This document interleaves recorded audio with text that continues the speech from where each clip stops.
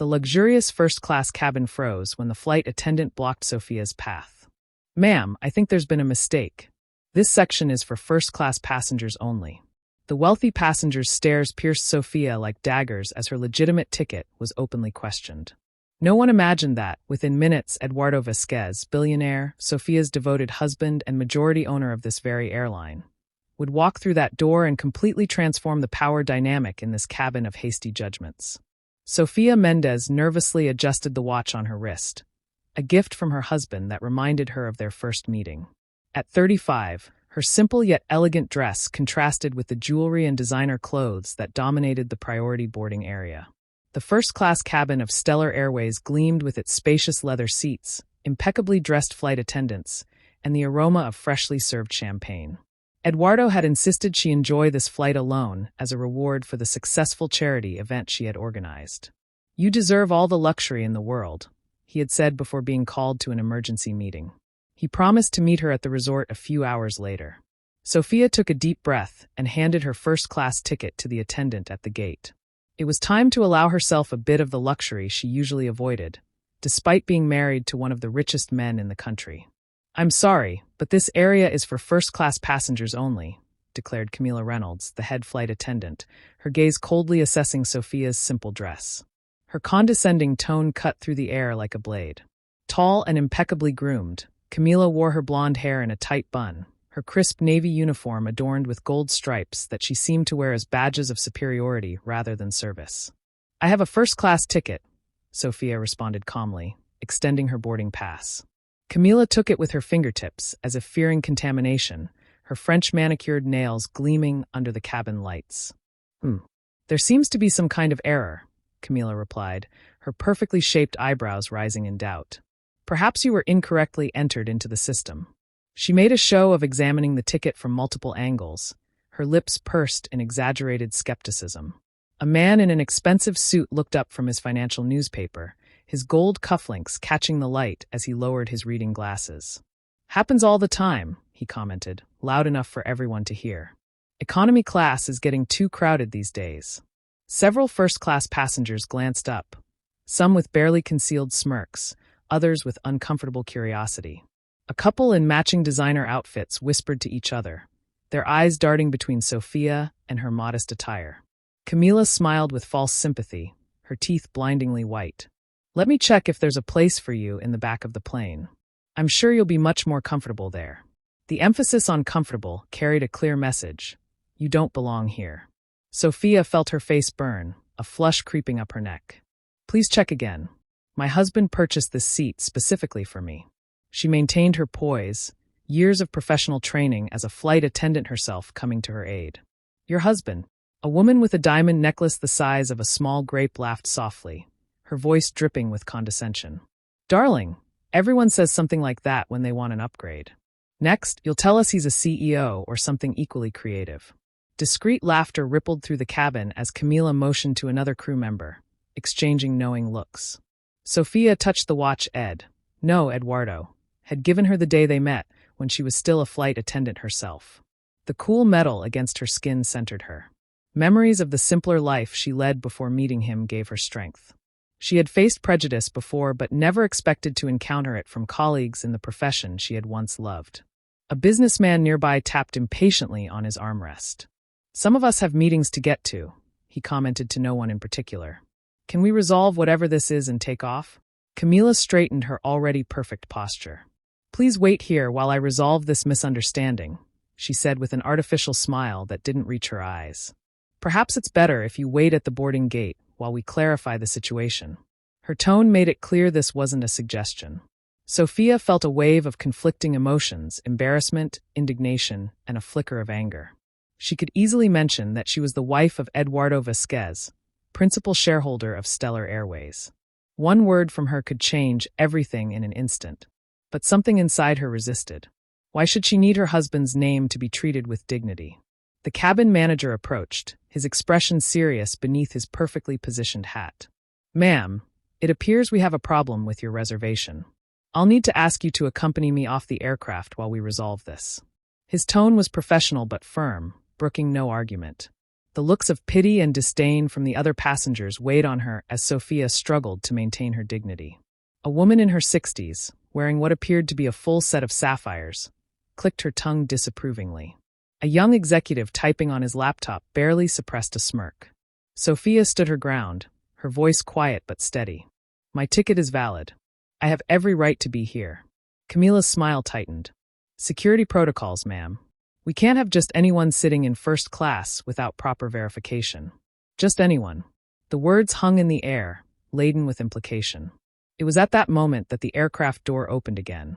The aircraft door opened with deliberate precision, revealing the imposing silhouette of Eduardo Vasquez.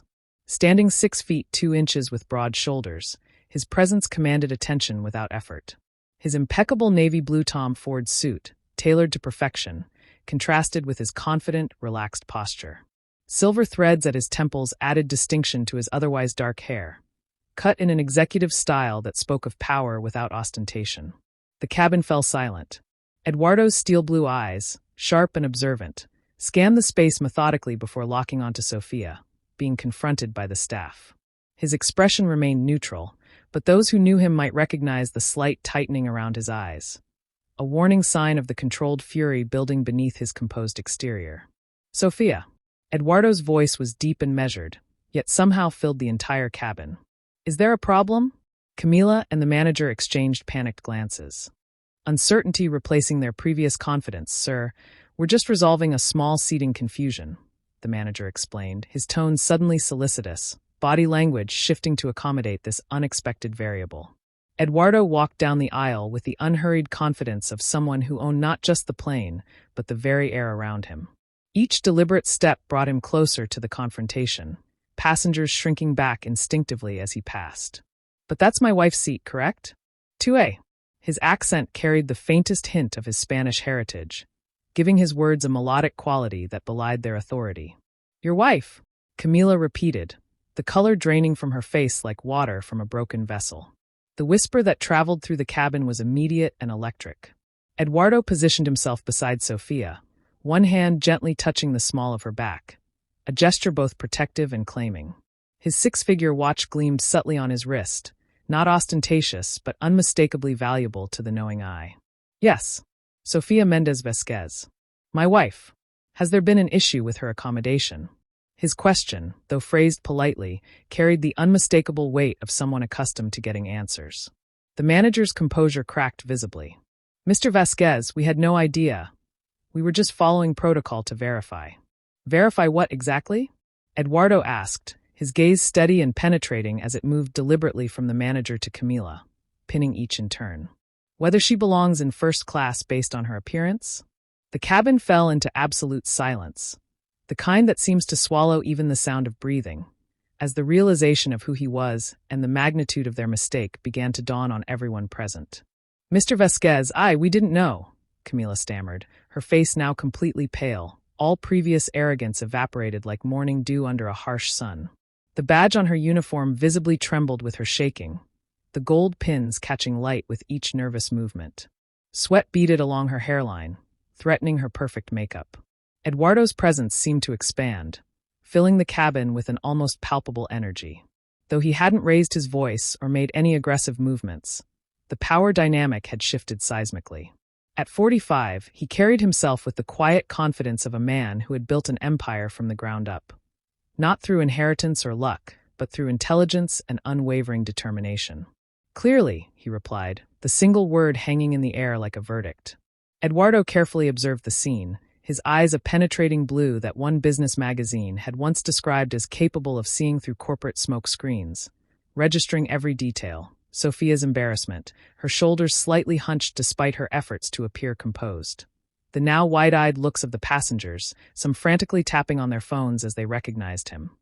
The flight crew's sudden, almost comical, shift in posture from authoritative to servile in seconds. When he spoke, his voice was calm but carried an authority that made each word weigh like lead. Did you know that before we married, Sophia was the youngest head flight attendant in the history of Stellar Airways? His hand remained protectively at the small of Sophia's back. She understands more about protocol and service than probably everyone in this cabin combined. An audible sigh ran through the seats. The woman with the diamond necklace, who had mocked Sophia, now intensely studied the in-flight magazine, her fingers nervously twisting her gold wedding band. The businessman who had complained about delays suddenly found his shoes fascinating. She once prevented a mid-air emergency by noticing a passenger's symptoms before even the man himself realized something was wrong, Eduardo continued, a hint of pride warming his measured tone. Saved his life. The airline gave her a commendation that's still displayed at headquarters, though I'm beginning to wonder if anyone here has actually seen it. Camila's complexion had gone from pale to ashen. The manager tugged nervously at his collar, a bead of sweat tracing a path down his temple. Eduardo continued, his tone unchanged. I asked for the flight to wait for my arrival because I wanted to surprise my wife. It seems I arrived at an opportune moment. The pause before opportune spoke volumes. A master class in understated threat. He turned to the manager, who now clutched his hat in front of him like a shield. As the majority shareholder of Stellar Airways, I am deeply concerned about what I've witnessed here today. The words majority shareholder fell like a silent bomb in the cabin. A passenger near the window audibly gasped. Camila had to lean against the back of a seat to remain standing, her knuckles white where she gripped the leather. Mr. Vasquez, the manager began, his voice cracking slightly. I can assure you this was an isolated misunderstanding. Eduardo raised his hand, the simple gesture immediately silencing the man. Misunderstandings have consequences, don't they? His tone was almost conversational, making the implied threat all the more potent. He pulled his phone from his pocket, typing quickly with decisive movements. I've just sent an email to the board. Starting tomorrow, all Stellar Airways employees will undergo a new anti-discrimination training program. He looked directly at Camila, his gaze unwavering. Miss Reynolds, you'll have the honor of being the first participant. Camila swallowed hard, unable to respond, her career flashing before her eyes. The silver wings pin on her uniform, once worn with such pride, now seemed to weigh 1,000 pounds. As for the position of Director of Customer Experience that we were discussing filling, Eduardo continued, turning to the manager, I believe my wife, with her previous experience at the company and her recent experience as a customer, will be perfectly qualified to take over, if she wishes. Sophia's eyes widened slightly. This was the first time she had heard of such a position. A flicker of surprise crossed her face before she composed herself. Eduardo then addressed the passengers, his voice projected for all to hear, but without raising it. Ladies and gentlemen, I apologize for the delay. As compensation, champagne will be complimentary throughout the flight. Then, just for Camila, he added in a lower tone that still carried to those nearby. Please ensure my wife receives appropriate attention during the flight. Your future with the company depends on it. Camila nodded silently, her empire of arrogance completely crumbling before everyone. The transformation was complete, from imperious authority figure to humble servant in the span of minutes. She stepped back, motioning to the other flight attendants to begin service immediately. No one in the cabin missed the irony, or the lesson. The businessmen, who had been dismissive, now looked on with newfound respect, not just for Eduardo's power, but for Sophia's dignity throughout the ordeal. At the luxurious beachfront resort, Sophia and Eduardo shared a glass of wine on the private balcony of their suite, the sunset tinting the ocean in golden hues.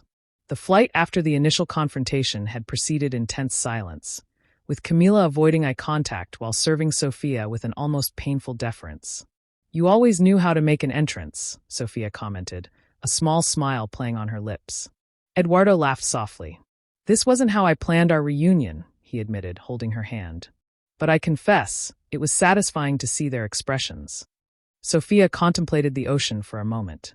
You know, for years I've avoided using your name or position. I wanted to be recognized for my own merits, not as Mrs. Vasquez. And you achieved that, Eduardo affirmed. The charity event you organized raised more money for underprivileged children than any other in the Foundation's history. Still, Sophia hesitated, touching the watch he had given her years ago. Sometimes I miss my independence, the career I was building. Eduardo studied her face for a moment. That's why I created the position of Director of Customer Experience. It's not a favor, Sophia. It's because there's no one more qualified. Sophia looked at him in surprise. You planned this before the incident on the plane? Eduardo smiled. It was going to be your anniversary gift. You have the experience, the vision, and now, after today, you know exactly what needs to be changed. Sophia felt unexpected tears in her eyes. You never stopped believing in my potential, even when I doubted myself. Eduardo gently touched the watch on her wrist. Remember what I said when I gave you this? That time is the only luxury that truly matters, how we choose to use it and with whom. Sophia nodded, remembering the young businessman she had met years ago when she served coffee in first class. That flight attendant taught me more about dignity and excellence in a 3-hour flight than I learned in years of business meetings, Eduardo continued. I didn't fall in love with Mrs. Vasquez, the billionaire's wife. I fell in love with Sofia Mendez, the woman who treated all passengers, from the CEO to the child traveling alone, with the same unwavering respect. Sophia squeezed his hand, the sunset reflecting on the watch that marked not just the hours but the journey they had shared. So, Eduardo asked softly, what does the future director of customer experience think about transforming Stellar Airways? Sophia smiled, feeling lighter than she had in years. I think it's time for a new chapter.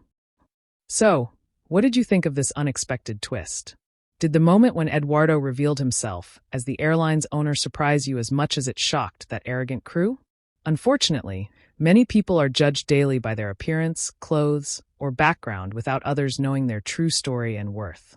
Have you ever experienced a similar situation or witnessed someone being unfairly underestimated? Don't forget to subscribe to the channel for more inspiring stories like this one and activate the bell to be notified when we publish new videos.